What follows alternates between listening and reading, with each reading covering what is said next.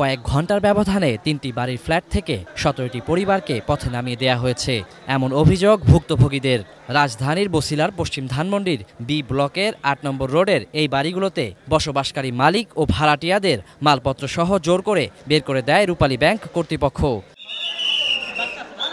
অর্থ ঋণ আদালতের দেয়া এক আদেশের ক্ষমতা বলে বৃহস্পতিবার সকাল থেকে হুট করেই শুরু হয় বাড়িগুলো খালি করার তৎপরতা, যা চলে সন্ধ্যা পর্যন্ত। আজকে হলো দুপুরে আব্বু ফোন দিচ্ছে যে বাসায় আয় তাড়াতাড়ি, বাসায় হলো পুলিশ আসছে। তো পুলিশ আসছে, আমি বললাম পুলিশ কি জন্য আসছে? রূপালী ব্যাংক থেকে নাকি নোটিশ আসছে যে বাড়ি আমাদের না। তো আমি আসলাম, আইসা দেখি যে পুলিশ আসছে প্রায় 2 গাড়ি, প্রায় 50 জন তারা ফোর্স নিয়ে আসছে। পুলিশ আসছে, ব্যাংকের লোক আসছে, তারপর হলো এই সরকারি যে উকিলগুলো আসছে তারা আসছে। কি সমস্যা বলতেছে যে এই দাগ নাম্বার এই দাগ নাম্বারগুলো বাড়িগুলো হলো ব্যাংকের উচ্ছেদ করা হইলো। কি জন্য? এটা নাকি ব্যাংকের নামে হয়েছে। তো ব্যাংকের নামে কীভাবে? আমাদের পেপার দেখেন, পেপার ঠিকভাবে দেখায় না। 2-3 পিস দেখায়, কিন্তু পরে দেখাবো, আগে সব খালি করি তারপরে পেপার দেখাবো, আগে পেপার দেখাবে না। এই কথা বলে। ভালো কথা, পেপার দেখাবে না, ভালো কথা। তারপর বলতেছি যে আমাদের তো এই জায়গা আছে, কিভাবে কি? তা বলতেছে 1985 সালে নাকি কে এই জায়গার উপর লোন নিয়েছে, আমরা তারা চিনি না, কিন্তু মূল মালিক নাকি 85 সালে লোন নিয়েছে। তা আমরা বাড়ি করছি 2006 সালে, আমার বাবা জায়গা কিনছে, 12 সালে বাড়ি করছে, প্রায় 1 যুগ হয়ে গেছে, কারো কোনো খোঁজ খবর নাই, কোনো নোটিশ। আজকে হঠাৎ করে আইসা সবাই ডাকাতের মতন আমাদের উপর ঝাইপে পড়ছে। এখন আমরা তাদের সাথে পুলিশ নিয়েও পারতেছি না। পুলিশ তারা আউটলুক নিয়ে আসে 50-60 জন লাল ফিতা হাতে, তারা হলো মারাধুর করে আমাদের বের করে দিতেছে। আমাদের টাকা পয়সা সব নিয়ে চলে গেছে অনেকে, তারপর জিনিসপত্র নামায় নিতেছে, নামায় বের করে দিতেছে জোর জবরদস্তি। এই হলো অবস্থা। যে ব্যাংকের থেকে অফিসার আসছিল রূপালী ব্যাংকের, তাদেরকে আমরা বলছি যে লোনটা কত সালে নেওয়া হয়েছিল, সে সর্বপ্রথম বলতে পারে নাই।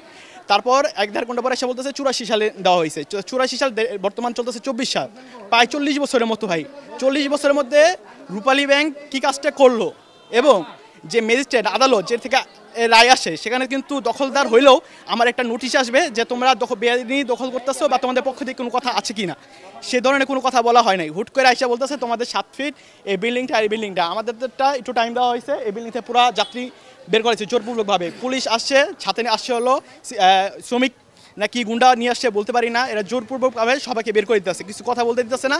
বলে কি তোমরা হাইকোর্ট যাও। হাইকোর্টের তো ভাই এখন গেলে আর হবে না, আমাদের বাসে আসে 11টায়, 40 বছর আগের। সেটা বলছে, সেটা ছিল বলে না, সেটা ছিল আনোয়ার নামে এক লোক যে অলরেডি মৃত্যুবরণ করে গেছে। তো সেক্ষেত্রে রূপালী ব্যাংক কী দায়িত্বটা পালন করলো, বা যে ম্যাজিস্ট্রেট যে থেকে রায় আসে সে বা কী দায়িত্বটা পালন করলো সেটা বুঝলাম না। যে মালিকটা লোন নিছিল সেই মালিকটা এখানে আর নাই, সে পুলিশ অফিসার বলছে, ম্যাজিস্ট্রেট বলছে সে মৃত্যুবরণ করছে।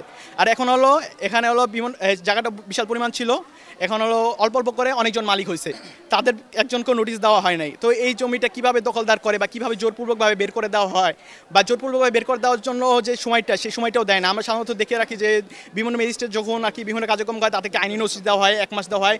আমি জানি যত সম্ভব 3টা নোটিশ দেওয়া হয়, যতক্ষণ না হয়। সেই পর্যন্ত আমাদের একটা নোটিশও আসে নাই। আমরা যখন নোটিশের কথা বলি তারা বলে কি আগের মালিককে পাইছে, আগের মালিক তো মৃত্যুবরণ করছে। ভাই এখন এখানে কাজটা কি হবে? আমরা এই বাসাটায় আছি প্রায় আজ 5 বছরের উপরে, আর এই জমিটা কিনেছি 1997 সালে।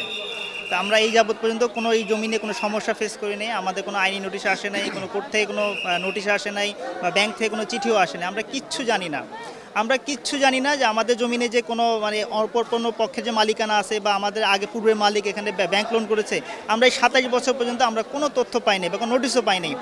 আজকে হুট করে কোর্ট থেকে লোক আসছে ডিগ্রি নিয়ে, এবং পুলিশ নিয়ে আসে, আইসা বলতেছে আপনাদের এই জায়গাটা, এই বাড়িতে উচ্ছেদ করতে হবে। ও কোর্ট থেকে অর্ডার আসে, আপনারা সব বের হয়ে যান।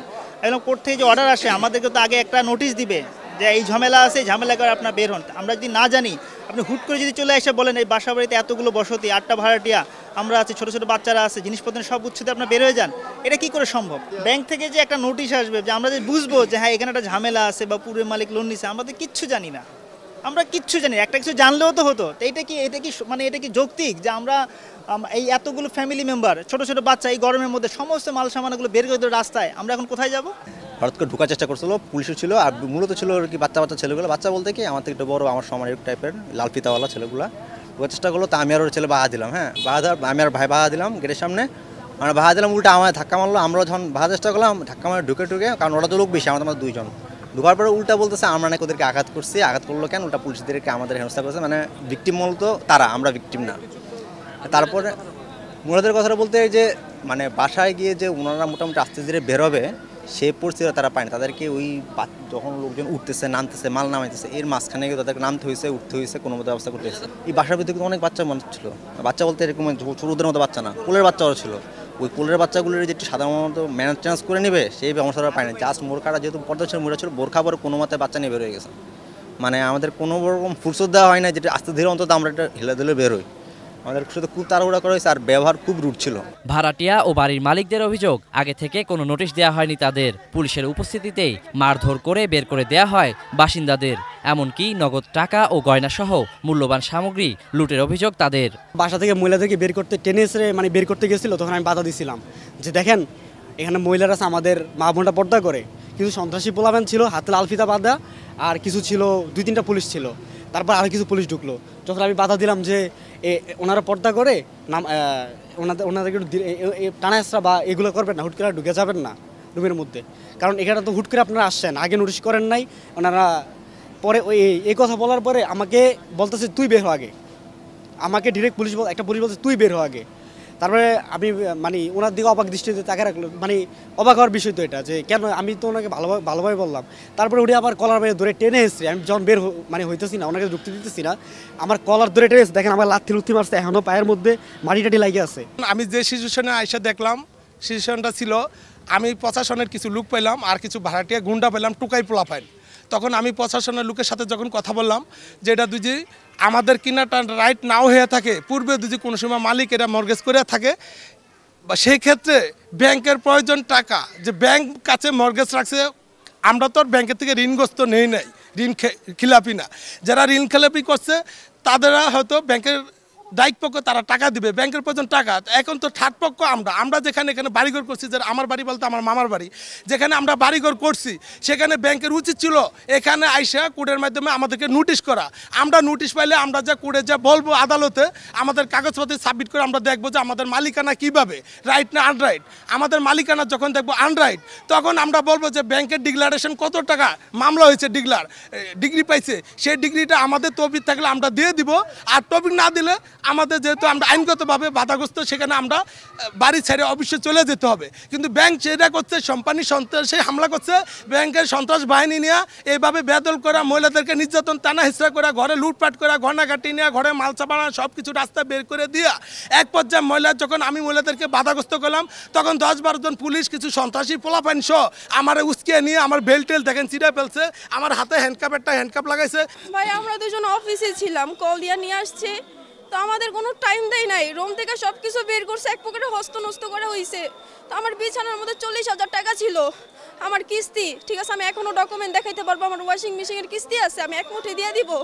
আমি ওইটা নিয়ে বলতেছি, আমার বলতেছে ভিডিও আছে, আমাকে আমার ভিডিও দেখান, আমার যাতে যা নয় তা ব্যবহার করতেছে। ভাই হ্যাঁ আমার টাকা নাই, আমার তোষকের নিচে টাকা নাই, ওনারা লোক দিয়ে বের করছে, ব্যাংক থেকে লোক এনে, ব্যাংক থেকে ওই যে ব্যাংকের লোকগুলা লোক আনায়া আমার রুমের সবকিছু বের করছে। ভাই তালা ভেঙে আইসা দেখি আমার রুমে ভাই কিচ্ছু নাই, সব এখানে।